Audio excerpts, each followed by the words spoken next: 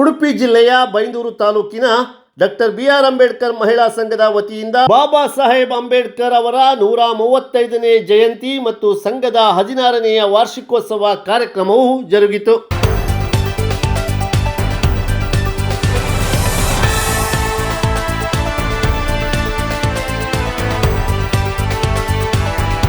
ಕಾರ್ಯಕ್ರಮವನ್ನು ದಲಿತ ಸಂಘರ್ಷ ಸಮಿತಿಯ ಉಡುಪಿ ಜಿಲ್ಲಾ ಸಂಚಾಲಕರಾದ ಮಂಜುನಾಥ್ ಗಿಳಿಯಾರ್ ಉದ್ಘಾಟಿಸಿದರು.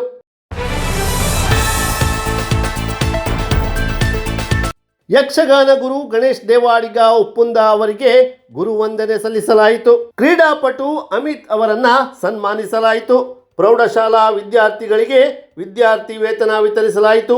ಪಿಯುಸಿಯಲ್ಲಿ ಅಧಿಕ ಅಂಕ ಗಳಿಸಿದ ವಿದ್ಯಾರ್ಥಿಗಳಿಗೆ ಪ್ರತಿಭಾ ಪುರಸ್ಕಾರ ನೀಡಲಾಯಿತು.